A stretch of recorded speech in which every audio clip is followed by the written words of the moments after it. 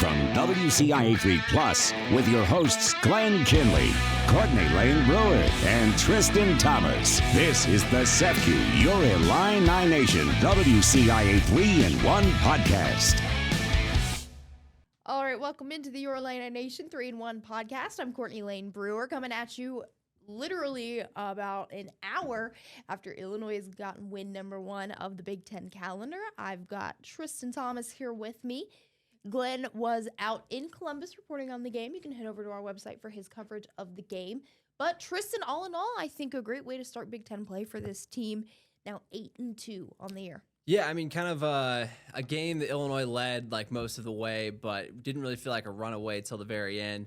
Of course, in the first half, Bruce Thornton really keeping Ohio State in that game. He had 24 points and was just made his first like 9 shots or something, just like unreal stuff from him. But then Illinois really showing their depth with so many different guys having big games. We can get into all of that. But yeah, a good way to start Big Ten play. A lot of these guys playing their first Big Ten games, which is different, especially when you get on the road. But this team certainly looked prepared for it when you talk about the high major competition they played throughout this point, throughout a tough non-conference slate. That looked like a team prepared to make a run for Big Ten play. I agree. And, you know, the concern, and I'm putting this in air quotes, the concern with starting Big Ten play was that you have guys who've never played in a Big Ten game other than at home at the State Farm Center. Mm-hmm. Those were the guys who had incredible breakout games in this game. Keaton Wagler goes for 23, and David Markovich goes for 22. I mean, Tristan, what do you think that was? Do you think that was just the juice of it being their first game, or do you think they just are hitting their stride right when Illini fans need them to? I mean, there's just a certain steadiness those guys bring where it's like, are you sure they're freshmen? Like, David does not look like he's 19 years old. Looks, you know, he's got so much skill, can do so many different things with the basketball and away from the ball, and just a versatile piece Brad Underwood likes to use. So, I mean, he's looked confident. Certainly he's had his moments. I mean, didn't do a lot of good things in the Alabama game. But, I mean, so many times throughout the season, talk about the 2020 double-double he's had, like, just such a good overseas get when you look back at the recruiting for David Mirkovich. And some of these guys, it's tough to gauge. Like, you know, you talk about like a KJ, like we knew he was a big-time get. You know what you were going to get from him roughly. But then when you talk about David Mirkovich, it was like, hey, this guy's he's done some good things overseas, but what is he going to do here? But then speaking of guys that are just a surprise, I mean, Keaton Wagler, I mean, a steal for Brad Underwood on the recruiting trail in Kansas. A guy who was a 4-star recruit, but it wasn't like there were just a ton of high major programs after him. And man, 23 points, I think 5 assists too. Like, just is we've talked about him versus Will Riley and what is, you know, them being in the same vein. I don't know if Keaton can quite go on a Will Riley heater, but you talk about the consistency and just I feel like whenever Keaton Wagler gets a corner 3, like that's going in. Like he just brings a constant steadiness and just has the size, the length, all the things the NBA teams like, youth as well, but a whole lot of skill. And I'm just excited to see what the rest of his Illini future looks like. I wouldn't say it's a super long Illini future. I think he's got an NBA future ahead of him for sure. I know that is the one thing I hate about the NBA comparisons, or not the NBA comparisons, excuse me, the Will Riley comparisons, because it means that we only get him for like 20 more games, which is unfortunate, but is the world we live in and is still exciting. I mean, at the end of the day, that is what kids are coming here for, is to make that break into the NBA. Tristan, something I want to talk about in full transparency, Tristan and I were out shooting games tonight, so we have a pretty good handle on what happened, but we were not glued to the screen as we would have liked to have been. Something that jumps out at me today is not monster games from Tomislav Ivicic or Kylan Boswell, both of them in single digits. Is that just from a place of overproduction from other guys? Does that give you any concern, or does it more give you the confidence that they can step up without Tommy and Kylan? Yeah, I think just kind of on any given night, like, so there's so much talent, so much versatility on this team. Like, different guys are going to have their games, whether it's matchups, whether if they've got the hot hand, whatever the case may be. I mean, from what I was hearing on the radio and some of what I saw, you know, Ohio State was throwing some different looks at Illinois, so it wasn't just like a straight man-to-man. That kind of hurts what Kylan Boswell likes to do, get into the basket and can kind of clog up the lane a little bit, where, you know, Ohio State went to that 1-3-1 zone a little bit. And then that's where you can get the ball to open shooters. and guys like Keaton Wagler or an Andre Stojakovic can kind of get going. And both of those guys, obviously we talked about Keaton, but Andre was pretty big in the second half. 17 points overall for this game. And we're going to hear from Brad Underwood here in a little bit, but he talked about kind of what he did defensively, which is interesting, and kind of limiting Thornton and kind of throwing that size at him as well. And that's what Brad Underwood wants. He wants a team that can throw a lot of different versatility, guys that aren't locked into the point guard, the shooting guard, the small forward, but they can be 1 through 5 versatile pieces that can do a lot of different things defensively, in ball screen coverage, all those things Brad Underwood likes. And we saw it from this team.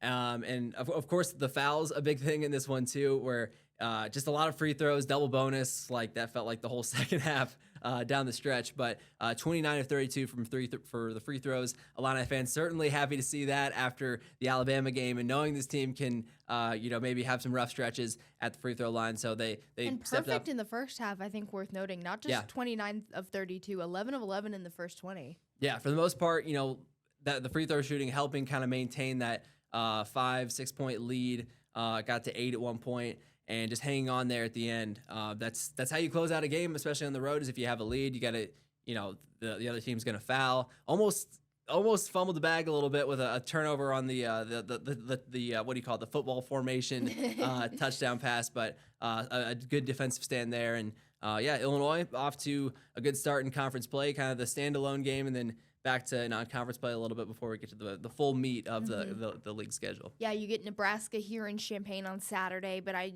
think this was a very good way to start Big Ten play. Not just in the sense we know that Brad schedules like this. Get 1 or 2 Big Ten games and go back to play some mid-majors, go back to maybe a high major, and then really dive into it. Mm-hmm. But I think this Ohio State team, Bruce Thornton is a beast. Let's just say it how it is. He was hot. He was knocking everything down. He was hot and has been hot for what feels like it's been 8 years of college basketball with this guy.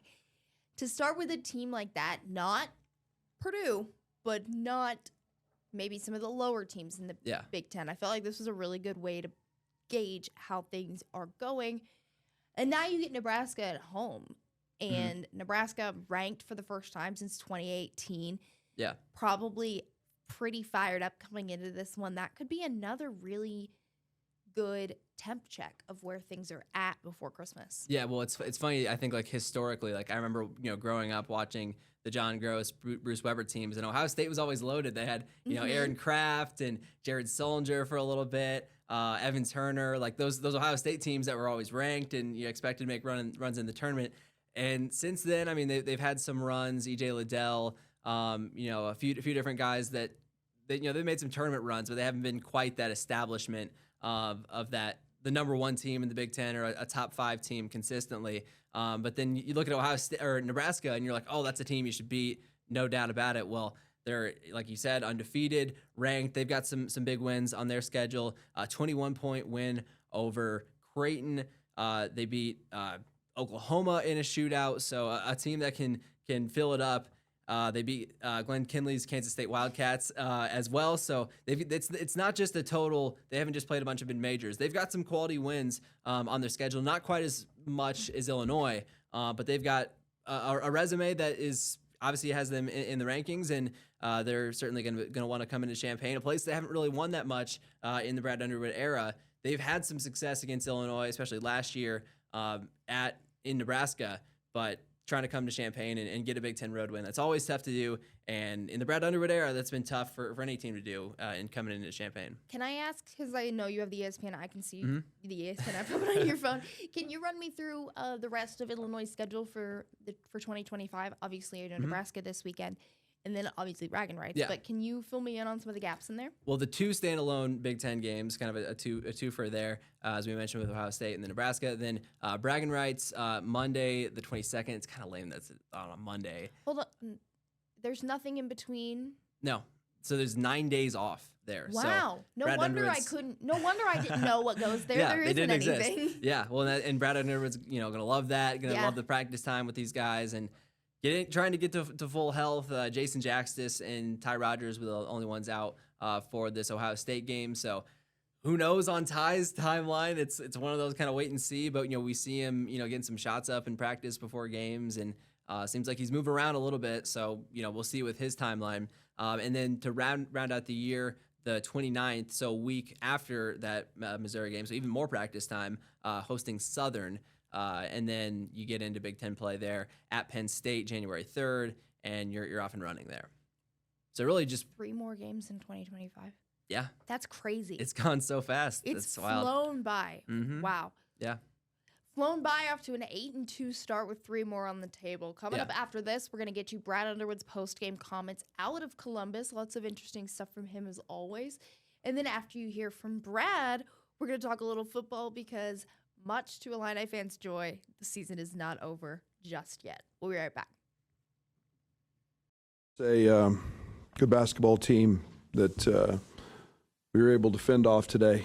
It was I'm proud of our guys coming off a very emotional game after a very hard week of practice before the Tennessee game and being on the road there and then having to turn right back around and come to Ohio State, who's 9-1 or whatever they are.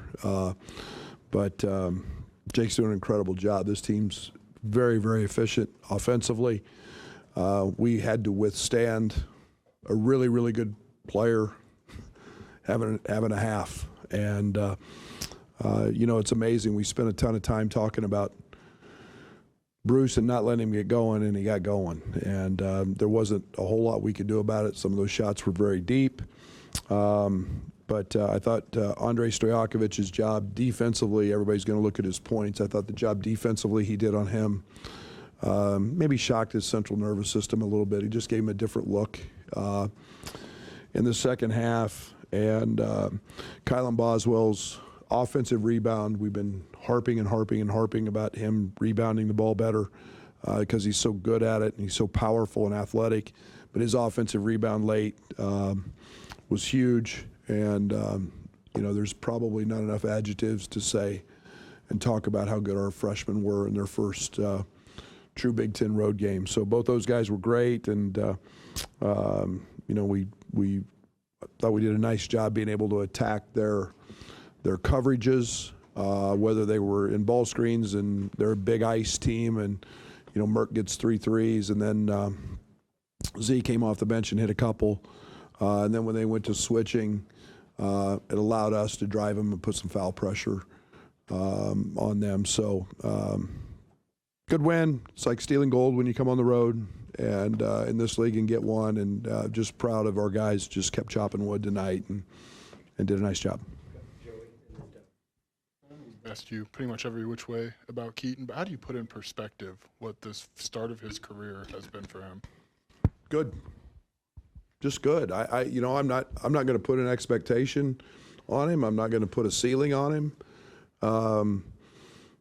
He's not afraid of the moment. He's a really, really good basketball player, and when you get really good basketball players, you enjoy him.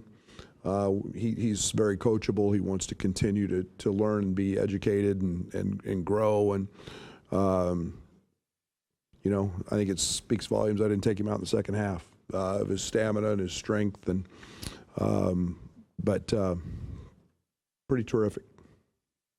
Coach, 29 made free throws. What do you make of that? Did you see an opportunity to force the action, draw fouls, get to the line? Yeah, absolutely. They quit playing in coverage and in ball screen coverage and just went to switching. And that's, I think, one of the things that, and we did a nice job of it in the Tennessee game was matchup hunting and it's what we do. It's our ability to be able to drive those. Andrei Stojakovic got downhill. Merck causes some problems there, and when you switch a big on us, we got forced Tilly and buying them into some foul problems because of that. And so, otherwise we're going to post little ones. We posted Kylan, we posted Keaton tonight. So. It's just one of the things we're having some success with, and we fortunately stepped to the line and made 29 of them. Coach, just wanted to get your thoughts on just your team being able to play like Ohio State's pace tonight and just kind of beat them at their own game. Yeah, we want to run with anybody. We want to take the opportunities when they're there. It makes it look like the defense wasn't great, but I thought there was some pretty doggone good shot making by both teams. And, I thought that some of the shots Bruce hit, I thought it was nice. We did a nice job on Royal. Him going 1 of 6, shooting 44% coming in. Obviously, Mobley's a guy that takes 6 threes a game and shooting it at a very high clip. But 1 of 10 the second half, I thought we did a nice job there, and that allows us to get out and run, and we want to take those opportunities. And there's a reason Stojakovic got going in transition, because he's pretty electric in there. What did you see maybe Dre do to shock Bruce's nervous system a little bit? Just being 6'7" in size, and he picked him up full court, and nothing was easy. He got over ball screens. He ran him off the line. It's a little harder, a little more difficult to jump over the top of him. Bruce isn't the tallest guy in the world. He uses physical strength where he could do that a little bit with Kylan. They're built very similar, but it's just a different. Picked him up full and made him work. Made him have a different look than he saw in the first half. Teams change from year to year. Devin had a really strong game against you last year. I think he had 29, and he's obviously moved to the wing a little bit more this year. As you prepared for him, how did you try to combat, I guess, him playing a little bit of a different position, and how well did you think you did taking him out of some things offensively? Yeah, he was a pain in the butt as a four-man, to be very honest, and he caused us some problems last year. I think he made a bunch of threes against us, and that area of his game has grown tremendously throughout his career. We felt like that if he went to some post-ups against us, we had enough size and could crowd the paint a little bit, and we were concerned about him shooting 44% from 3, not giving him clean looks. We want him to all be hard and contested. So we felt like that was a good matchup for us. With Dre, had the ankle injury before UConn, foul trouble against Tennessee. Just how important was it for him to play maybe some extended periods and get some rhythm going offensively? Yeah, very nice. And then he had a couple of early ones tonight that, that's I think just playing through some early struggles will help him in the long run. And the long run tonight was definitely good, and I think we went 13 straight minutes with him on the court. To start the second half, and subbed him out about the 7-minute mark to get him a quick one. But he's a really good player, and when he locks in defensively and when he starts to rebound like we know he's capable of, he's a all-league type guy.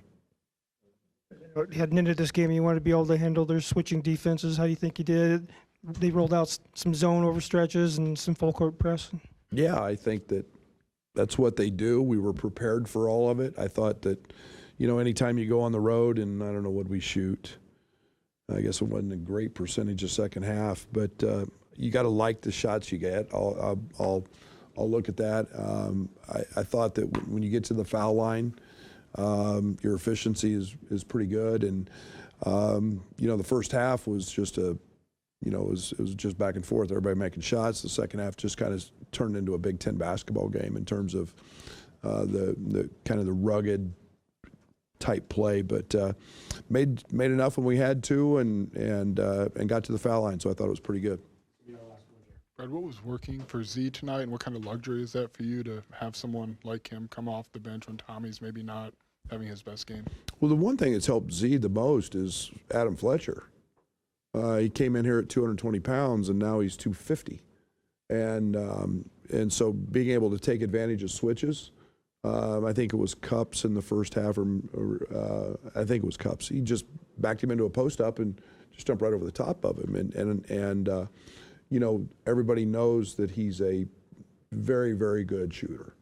So, you pick and pop, and they were icing everything. We were driving it downhill, got a couple of easy ones, and then you start opening that up for Merck and Z and Tommy, and that's what we're built to do. So, he came up with a big block late. He had a big deflection off Bruce late as well. So he's gaining in confidence, and I'm gaining in confidence with him on the court. Welcome back. Lots of good stuff from Brad Underwood, but it's still football season. The Illini are going bowling, heading back to Nashville, ironically enough, which I just love. That is one of those silly things that happens in this sport. You're going back to the town to face the same team. It's just so, you get these ironic little moments in college sports, and that's why I think they're so special. Anyway, going back to the Liberty Mutual Music City Bowl, Illinois' first ever appearance in this bowl game, going against another 8-4 team, the Tennessee Volunteers. And Tristan, I mean, there's a lot to break down in this game. As we're recording late on the night of Tuesday, December 9th, we don't know.